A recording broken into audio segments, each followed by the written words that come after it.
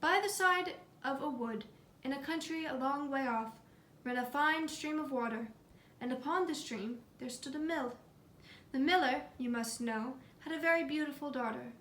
The miller was so proud of her that one day he told the king of the land that his daughter could spin gold out of straw.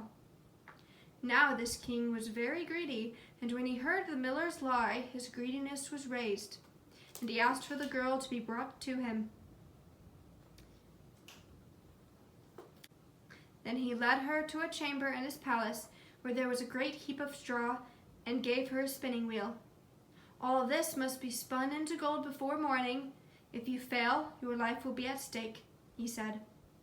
She tried to reassure him that she could do no such thing as spin straw into gold, but alas, the chamber door locked, and she was left alone. She sat down in one corner of the room and began to cry, when all of a sudden the door opened, and a little goblin hobbled in and said, "Good morrow to you, my good lass. What are you weeping for?" "Alas," she said, "I must spin this straw into gold, and I know not how." "What will you give me if I do it for you?" "My necklace," replied the maiden. He took her at her word and sat himself down to the wheel and whistled and sang, round about, lo and behold, reel away, straw into gold." And round about the wheel went merrily. The work was quickly done, and the straw was all spun into gold. When the king came and saw this, he was greatly astonished and pleased, but his heart grew still more greedy of gain, and he shut up the poor miller's daughter again to spin more gold. Then she knew not what to do, and sat down once more to weep. But the dwarf soon opened the door and said, "What will you give me to do your task?" "The ring on my finger," she said.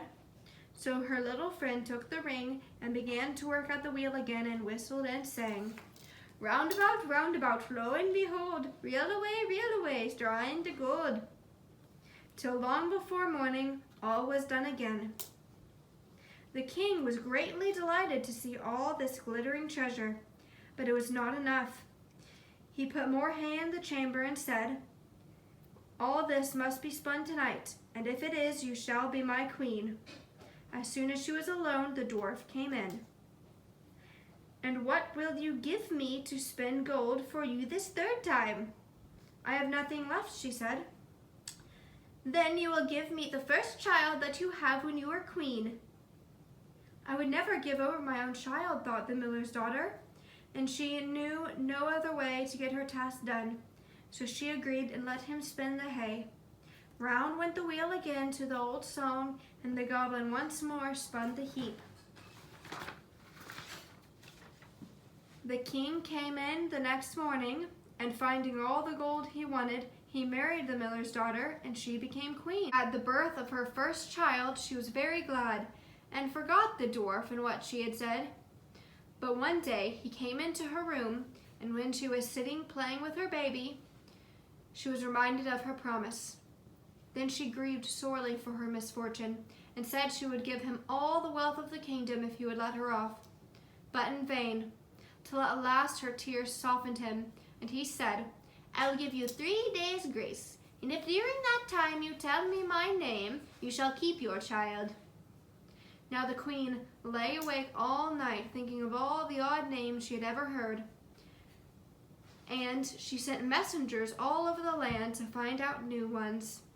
The next day the little man came, and she began with Timothy, Ichabod, Benjamin, Jeremiah, and all the names she could remember. But to all and each of them he said, "Madame, that is not my name." The second day she guessed name after name, but had no luck. The third day one of the messengers came back and said, "I have traveled 2 days without hearing any other name. But yesterday I saw a little hut, and before the hut burnt a fire, and round about the fire a funny little dwarf was dancing upon one leg and singing, 'Merrily the feast I'll make, today I'll brew, tomorrow I'll bake, merrily the dance and sing, for next day will a stranger bring, little does my lady dream, Rumpelstiltskin is my name.'" the queen heard, she jumped for joy, and as soon as the little goblin came, she sat down upon her throne and called all her court to enjoy the fun. Then the little man began to chuckle at the thought of having the poor child to take home with him, and he cried out, "Now, lady, what is my name?" "Is it John?" she asked. "No, madame." "Is it Tom?" "No, madame." "Is it Jimmy?" "It is not." "Could your name be Rumpelstiltskin?" she slyly questioned. "Some witch told you that! You lie!" cried the goblin angrily. He ran out of the castle, and all the crowd jeered at him for having had so much trouble for nothing, and said, "We wish you a very good morning and a merry feast, Mr. Rumpelstiltskin."